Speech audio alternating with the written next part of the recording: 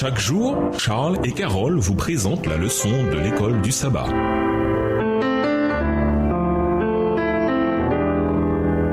Bienvenue dans votre émission. Dieu nous parle. Nous voilà à la leçon de jeudi. L'obéissance, le fruit de la foi. Lisons Romains 3, les versets 27 à 31, Romains 6, les versets 15 à 18 et Romains 8, les versets 1 et 2. Que nous enseignent ces versets par le salut, par la justice de Christ seul. Romains 3, les versets 27 à 31. Où donc est le sujet de se glorifier? Il est exclu par quelle loi? Par la loi des œuvres? Non, mais par la loi de la foi. Car nous pensons que l'homme est justifié par la foi, sans les œuvres de la loi. Ou bien Dieu est-il seulement le Dieu des Juifs? Ne l'est-il pas aussi des païens? Oui, il est aussi des païens. Puisqu'il y a un seul Dieu qui justifiera par la foi les circoncis et par la foi les incirconcis. Anéantissons-nous donc la loi par la foi? Loin de là. Au contraire, nous confirmons la loi. Romains 6, les versets 15 à 18. Quoi donc, pécherions-nous parce que nous sommes non sous la loi, mais sous la grâce? Loin de là. Ne savez-vous pas qu'en vous livrant à quelqu'un comme esclave pour lui obéir, vous êtes esclave de celui à qui vous obéissez, soit du péché qui conduit à la mort, soit de l'obéissance qui conduit à la justice? Mais grâce soit rendue à Dieu de ce que, après avoir été esclave du péché, vous avez obéi de cœur à la règle de doctrine dans laquelle vous avez été instruit. Ayant été affranchis du péché, vous êtes devenus esclaves de la justice. Romains 8, versets 1 et 2. Il n'y a donc maintenant aucune condamnation pour ceux qui sont en Jésus-Christ. En effet, la loi de l'esprit de vie en Jésus-Christ m'a affranchi de la loi du péché et de la mort. Un vent nouveau souffla dans l'Église chrétienne au jour de Luther. Des dizaines de milliers de personnes se détournèrent de leur moi pécheur pour regarder à Jésus. Il ne fait aucun doute que ces personnes, en regardant à elles-mêmes et à ce qu'elles étaient, ne voyaient que des choses susceptibles de les décourager. Quel chrétien ne connaît pas ce sentiment? C'est pourquoi nous avons besoin de regarder à Jésus plutôt qu'à nous. La grâce de Jésus nous change. Un jour,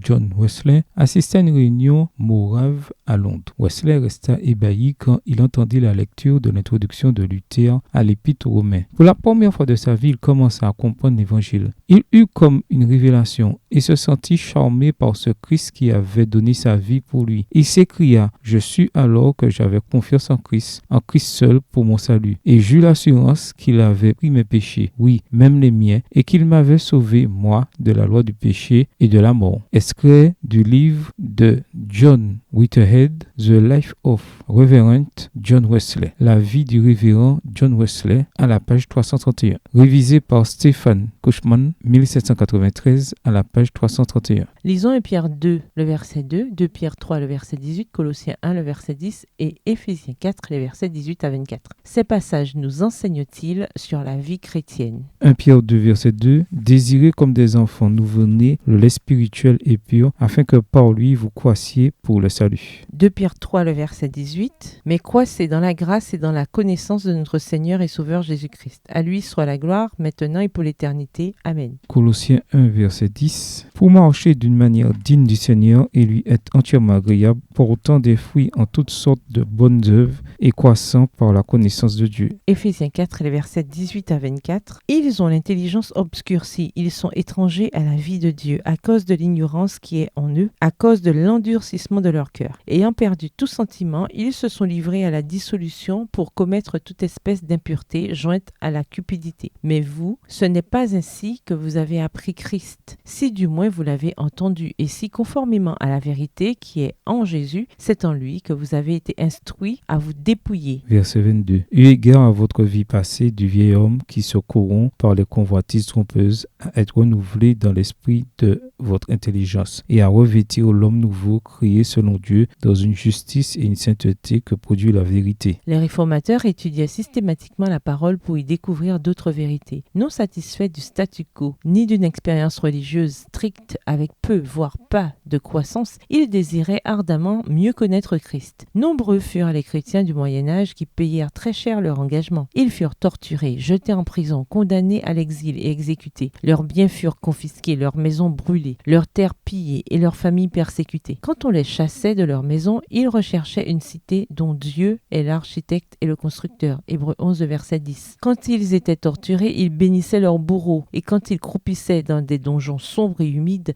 ils se réclamaient des promesses divines de lendemain plus beau. Leur corps était emprisonné, mais ils étaient libres. Libres en Christ. Christ, libre dans les vérités de sa parole, libre dans l'espérance de son proche retour. Quand vous regardez à vous-même, quel espoir de salut avez-vous? Au revoir. Et à demain si Dieu veut. Dieu nous parle. Chaque jour, Charles et Carole vous présentent la leçon de l'école du sabbat.